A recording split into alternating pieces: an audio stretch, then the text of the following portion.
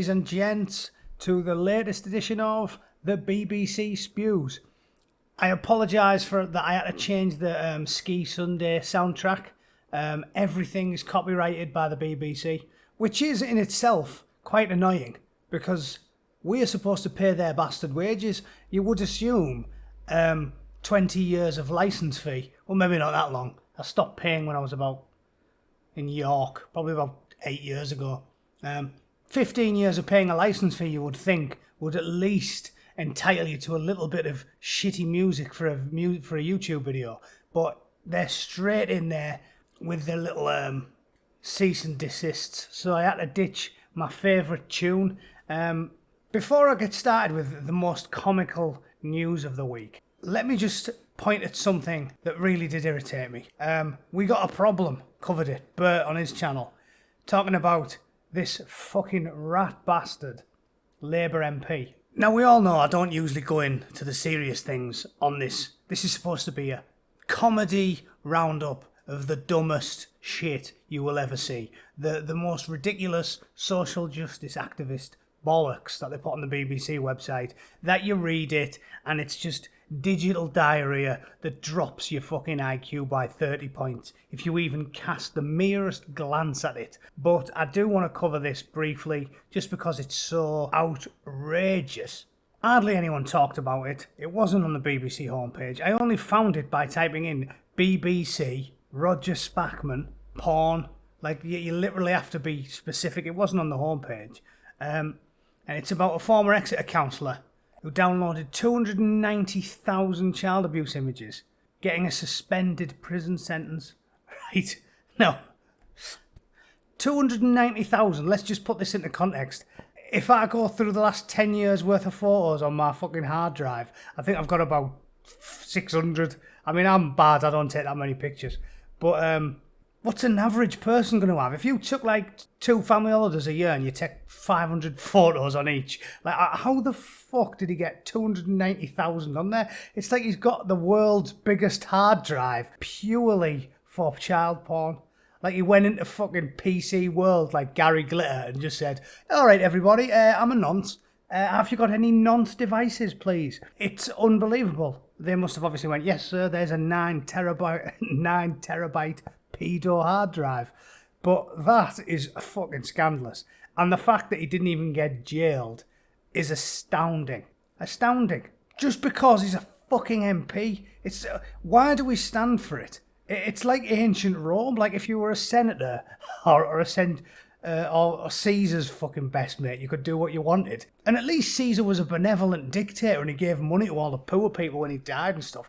Our fucking leaders just take the piss constantly, give you nout when they die, except backdooring all of the kids through the Cayman Islands. And when they are alive, they just fuck us as well. I feel like Roger Spackman's already been dug up me at some point in my life, just because of how outrageous and how soft this sentence is for a man with the world's allocation of fucking child porn on his computer. It really does beg a belief. And it's not funny. Joined an underground sexual community with child abuse images got shared. It's fucking as young as 7, some of the kids on there. And all they got was a suspended sentence and rehabilitation activities. Like I joked about in my last video, Harriet Harman was a big fan of that. Well, she was a big fan of fucking paedophilia as well, apparently. But she was a big fan of sending you on a fucking course. I'm sorry. I'm not particularly right-wing when it comes to crime, I'm not. I think you should only have the death penalty for the absolute worst crimes, and a lot of things you can be rehabilitated. Let's do it. We're not savages. I don't think that, I'm not one of these people, fucking hell, you burgled an old lady's house, chop his fucking balls off. No, there's a cause and effect here. If you broke from a shitty background, got into drugs as a teenager and started burgling people to pay for your habits, I understand there's cause and effect there. Of course you can rehabilitate people like that. But when you've got a fucking big, fat, horrible, sweaty pedo, I'm sorry, you don't let them off with a slapped wrist. You let people off with a slapped wrist if they show contrition for, like, fucking hell, drink driving or something. And even that, I mean, you should at least 30 days in the nick just to give them something concrete for them to mull over. But this big fat sweaty pedo getting let off with not even a jail term, it beggars belief. It really does. I've had enough of it. I'm starting to lean towards the benevolent dictator route. Like, if we can't fucking run the country without corruption being endemic and all of our politicians and leaders having one set of rules and laws for them, and apparently women and black people at this point, and then another set of rules for straight white cis het patriarchal scum, then what's the point? Justice isn't blind, right? Young pretty girl stabs a white man in the eye, gets fucking 12 months in jail. Fucking poor impoverished straight white man from a deadbeat sink estate, never had any education, never had any chance. He knifed someone and they're just like, you're going down for 25 years, silly bastard. See you later. Justice is not blind anymore. The system is failing. But if they can't even pretend that they're going to attempt to treat us equally in the eyes of the law, if you have anything to do with politics, we seriously, I'm almost got to the point where I'm like, fuck it then, let's just burn it all down. Let's start from scratch. Because the people in charge, there's one set of rules for them and one set for us silly bastards. My old fella always used to say, if you pay your council tax, you're fucked. If you pay your council tax, they always get you. They've got your name, your address, where all your money's kept, and they get you for everything. If you're a shitbag weasel, rat-faced motherfucker, and you don't pay anything, and you squirrel everything away abroad, like Lewis fucking Hamilton, or you're a fucking politician, and you're a multi-millionaire like Tony Blair, you get everything for nout. You and Blair went to university for free. Like, the fuckers that don't need anything free. They get everything looked after. But there's two sets of rules. We have two parallel systems, trammelled along the same route, but they suddenly veer off when anything comes to a head. And we don't get treated equally. I don't know what to say about that Baron Greenback-looking fucking noncy bastard, other than to say, I hope his mayonnaise-filled arteries take him very soon and do the taxpayer a fucking favour. Fucking unbelievable. Right, let's get on with some comical stuff, shall we? There is no shortage of that on the BBC website. Here's a good one. The pre-colonial genders we don't talk about. Who writes this stuff? Who thinks this is a good use of the taxpayers' money? And who the fuck is Rocky Dennis with a purple wig on the right there? Because that is one wonky-faced fuck. Surely that's the fucking Neanderthal we're talking about here. Let's see, shall we? Gender identity might be one of the most polarizing conversations that's happening on social media right now. In most countries, sex is defined as what you're physically born as, male or female. But gender identity can be much more. Yes, because most countries aren't full of fucking maniacs. Like Megan Horseface Mohawk. Anyone who's been following me for more than a few months, I've done loads about Megha. Because Megha is an untapped well of constant comedy gold. She is single-handedly responsible for my YouTube fucking shenanigans because she writes more bilge than you can ever imagine. And she loves alphabet soups because she's a social justice warrior. Some of the fucking sentences she writes, it literally looks like if you put a fucking hamster in a shoebox and then just upended it on your keyboard and left it there for 10 minutes, it would write a more fucking coherent sentence than this silly bastard. Fluid. A person can be born female and feel more comfortable or identify as male, or vice versa. Recently, I've been seeing a lot of people talk about the gender history of their communities online. This is Geronimo from the Native American Navajo community in New Mexico. She'e Francis Geronimo Louie, and I am Chiricahua Apache born for Bootneck. I identify as a two-spirit individual. This is my backyard. There's a lot of trees, some mountains over there. Two-spirit is when they literally think they've got two separate fucking like souls or something in them. Like, there is nothing you can't come up in this crazy postmodernist times. There's nothing you can't come up with where they'll go, yep, that checks out, legit. I'll put that on the BBC website. It's fucking mental. Nobody will just sit down, look someone in the eye and say, listen, mate, you might be a nice fella, but you've got a fucking head full of cow shit. I think you need a stiff drink and then have a fucking word with yourself. You balmy bastard. Geronimo identifies as one of the four sacred and ancient gender identities from his culture. We have masculine, masculine, masculine, feminine, feminine, feminine, feminine, masculine. Masculine feminine is something that I gravitate towards. The word for masculine feminine is nakle, someone who is male-bodied, has a feminine nature, or who also takes on the roles of a woman and man. I can dress as a female. So they're just giving names to things that have always existed and they don't need a name because they want to feel special and unique and fucking marvellous and get fuck-witted BBC, taxpayer-funded shit gibbons to do stories about them. That's it. You don't need to give this shit a name. Like I keep saying, my missus was very tomboyish when she was a kid. She always tells me. Says, oh, when I was a kid, I liked playing with swords and fucking running about. She's still a straight woman who absolutely loves cock. Well, maybe not loves it, just because it looks a bit like a rolled up ear defender. She'd probably love it if someone else was shafting her.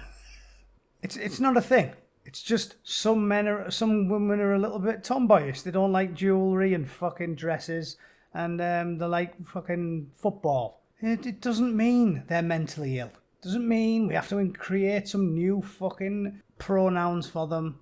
Just leave them to it. We're all big enough and enlightened enough to leave them. Nobody goes crazy if you notice a girl being a bit of a tomboy. You don't go, fucking hell, what's that freak doing? Chop its fucking tits off. Oh, apparently, the liberal, tolerant people are the ones doing mad shit like that now. Back in the 80s and the 90s, before we'd all gone insane, we didn't even need or think we needed a word for people like that. We'd just be like, oh, look, she's a bit of a tomboy. Or, oh, he's quite an effeminate man, but you can get effeminate straight men. No one cares. No one cares. Put your cock in who you want and get on with your fucking life. But don't tell me we need a taxpayer-funded how-to about this fucking barmy cunt here. Female, I can dress as a male. I weave. I cook. I clean. So do men. I fucking cook and clean, and I'm a fucking good sewer, because the bastards used to cut my buttons off all the time when I was in basic training.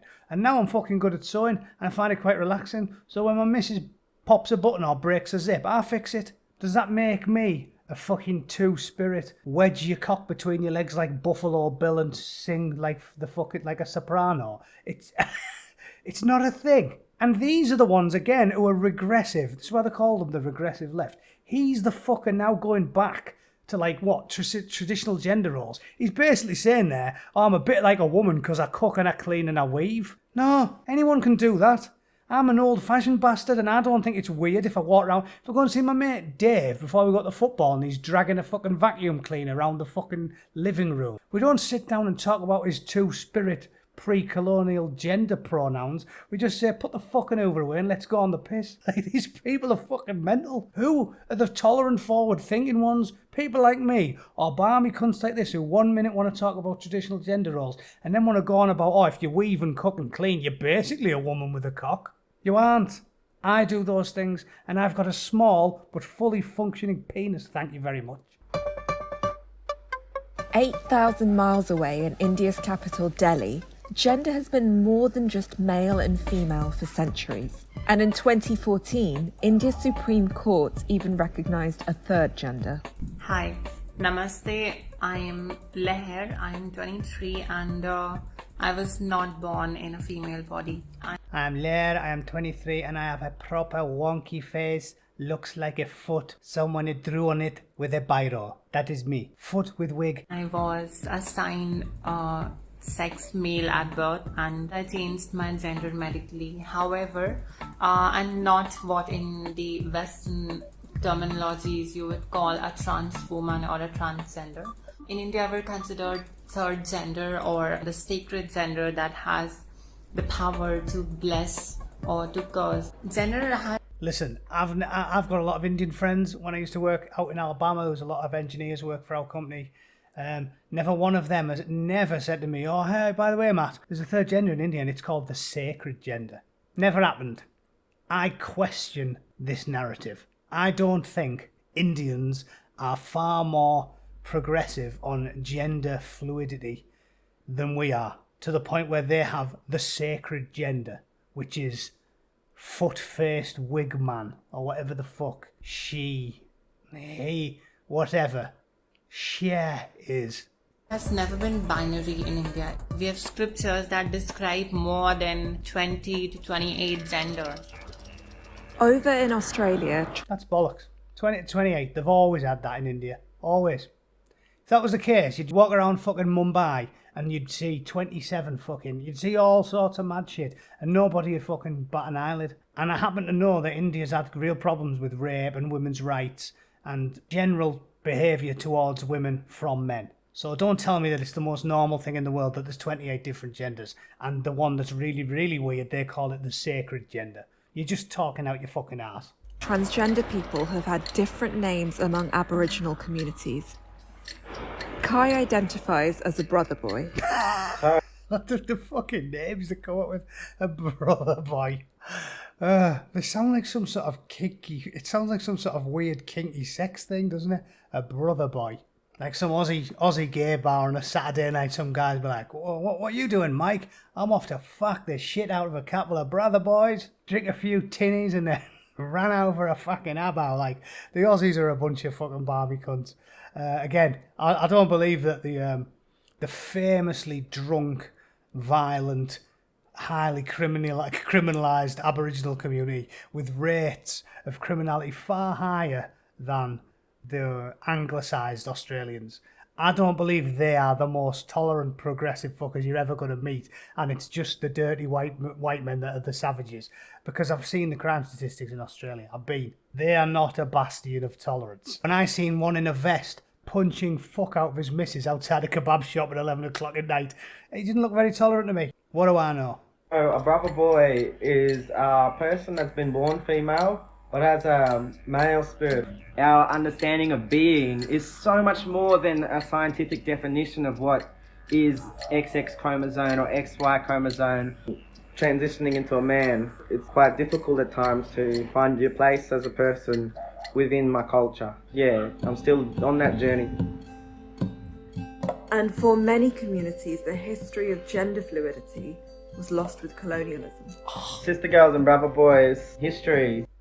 It's always colonialism. We fucked everything up with colonialism. These people are insane. They don't practice real history. The real history of the world is we lived in fucking shit for a few 100,000 years and we very, very slowly got better. And there was a few blips in the road. And in the last 100, we've really moved along at rocket speed. And now we're more tolerant and more polite and there's less murder and there's less chaos and death and suffering than there ever has been. But these fucking weasels want to pretend that everything was amazing, right? All of these, the Aztecs didn't used to fucking carve people up willy fucking nilly, chop people's heads off, pull hearts out of people's chest cavity because they thought it made the sun come up. No, it was all fucking like a giant gay rave in every corner of the globe, and then powdered wigs came along in the fucking 16th century and it all went to shit.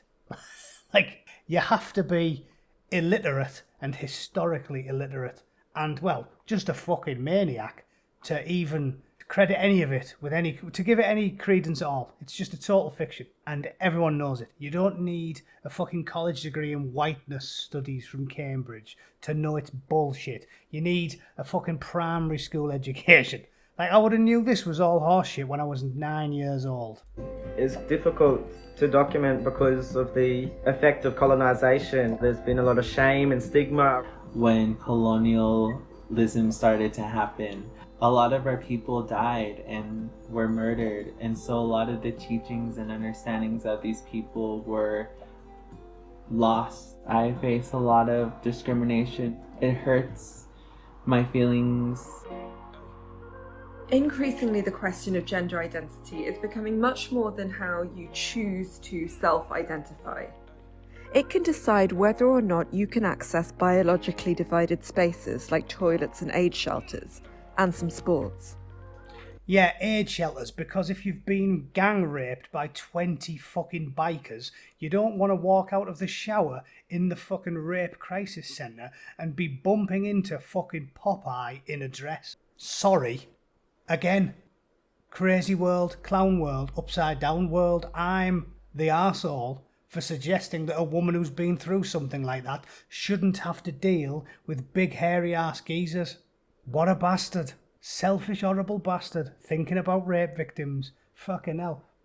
That the question of who should have access to these spaces is one of the reasons why questions over gender has become so polarised in Western society. Yet some people question the idea of gender and believe stereotyped ideas around masculinity and femininity are limiting. And in some other parts of the world, the idea of just male and female have been seen as an oversimplification. What a lot of shite there. I love the way they almost spit the words. Yet in some parts of the world, ignorant fools believe what their own eyes and ears tell them. The fucking cretins. Fuck off, Megha. I've had a go at Megha loads of times, but she is off her tits. Off her fucking tits. Coco Girl, we made the first UK Black Girls magazine. Now, first of all, the name is fucking racist. Remember on Brass Eye where the presenter used what I believe is a gay slur, called the guy dark as how a Coco should, and he got extremely offended and went, what does that mean? Assuming it was like, racial slur. Coco Girl sounds a bit racist to me. Radical idea. Why not just make a magazine for girls aged 7 to 14? Skin colour's irrelevant. What about that? Radical idea, right? Apparently, that's fucking sexist, or racist, or whatever ist, or ism. It's one of them. It represents black girls are beautiful as they are. Hello, my name is Faith and I'm the editor of Coco Girl. And in this picture, you'll brainwashed by that grotesque mother, I presume that's a mother, who could eat a fucking apple through a tennis racket. I've never seen fucking teeth like that on anything bipedal. Maybe a dead sheep or a dead goat or something. Nothing on two fucking legs. Magazines for my daughter Faith, and we couldn't find any with any girls that looked like her. We decided to do a magazine which reflected her and other girls like her. In total, we have sold about 11,000 copies of the magazine. There's a few mothers that have bought this magazine as a surprise for their daughter. Some of them have never seen a black girl on the front of a cover before. Stella looks like me because she's got those. This is a little girl called Niall, one of Faith's. It's fucking awful, that, isn't it? It's child abuse. They shouldn't be worrying about that type of shit. It's the brainwashed parents brainwashing the kids. Little girls. When I was a little kid, like I said, when I was a fucking young teenager, I'd watch like The Fresh Prince of Bel-Air, Red Dwarf. I like that. It was one of my favourite shows when I was in primary school. I used to watch it every Sunday. They don't have to look like you. Kids don't think this way. They just want to be entertained. So they're full of shit. Little Faith there's been brainwashed by fucking Chomper. And it's totally shocking to make kids feel like victims at a tiny age and be obsessed with seeing people that look like them. You don't need people to look like fucking you. I never thought that. The Teenage Mutant Ninja fucking Turtles didn't look like me either. It didn't stop me watching them. I didn't say, I want a little fat, hairy northern cunt. I want him on the TV. It's retarded. The kids don't think this way. They don't. The BBC can talk about this bollocks as much as they want. It's harmful, it's brainwashing, and the kids don't say that. The normal kids don't say that. This looks like me. I didn't say that when I was a kid. I didn't need to be represented. Everyone was a fucking American or ginger or a woman or black or an anthropomorphic fucking mouse. It's so fucking ridiculous. On the face of it. looks more. Look, every one of them, the diverse dolls that look like me. I need a doll that looks like me. Well, first of all, it looks fuck all like you, son. He looks like you, does he? It's a fucking doll. It's a bright orange doll with fucking light brown. It doesn't look like you, son. You little jug-eared twat. It hasn't even got ears. So, bollocks. It's all fucking nonsense. You know it, and I know it. Children don't talk this way. Brainwashed communists talk this way. And then they put this bullshit in their kids' fucking heads. That's enough of the videos. It winds me up. More music stars changing their unacceptable names. It says British dance music DJ Joey Negro is to drop his unacceptable stage name and go instead by the name Dave Lee. It's just Spanish for the colour, for the word black. Literally, that's all it is. It's the most common thing in the world. What's the problem? Fellow DJ, the Black Madonna, said it. She's changed her name because it caused controversy, confusion and pain. It doesn't. It doesn't. Have you talked to any fucking black people?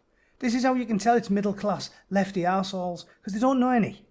I've known plenty of black people. There's fucking loads out here. I've never once seen one got pissed off and went, damn, there's a DJ with the term black in the fucking name. This is not on. Like, no one gives a fuck. Normal humans don't give a fuck. Like the Black Lives Matter protests, have you seen anything as white? No straight black men go to fucking white Black Lives Matter protests. It's middle class lefty fucking women that does the most of it. Absolute shite. Other names changing is Lady Antebellum. It's a historical era. And the Dixie Chicks. Links to the slavery era. Fuck me. Unless you were physically twatting people with the lash whilst forcing them to pick cotton, don't fucking worry about it, girls. Do not worry your pretty little heads. He said, I haven't liked the name. I haven't felt comfortable for it a long time. And I'm sorry to have caused any offence. My whole life's been about black music. Fuck off. Yeah, the Blessed Madonna. She's changed the name from the Black Madonna. You're not allowed to do that. And One Little Indian has changed its name to One Little Independent. Nobody cares. Find me an Indian that gives a fuck if the word Indian is used in another sentence. You can't make this shit up. More self-flagellation here, the British role in America's tainted past. We have to be involved, don't we? It's almost a bit narcissistic, really. Like, they got their independence 300 fucking years ago, and we didn't have the slave trade in the UK, and as late as 1945, the UK was 99.99% white. But we have to feel guilty because George Floyd got killed 3,500 fucking miles away by a couple of coppers in a fucking country that's foreign. Like, on the face of it, it's absurd, and I don't fucking get it. But as always, the BBC wants everyone in England to feel guilty for shit that happened 300 fucking years ago on another continent in a foreign country. I'm not even going to bore you by reading it. And I think I'm going to have to finish up there, ladies and gents, because I've got work tomorrow. I don't normally work on a Sunday, so I'm doing this Saturday night, and it is hotter than a fucking lizard's ball sack. I'm sweating like Jimmy Savile at a fairground. That's that for one day. I'll be back with more comedy gold soon from the BBC website. You don't even need to come up with any material, do you? You just read it and it fucking writes itself. What a pile of shite. Thanks for tuning in, and I'll be back soon. Cheers.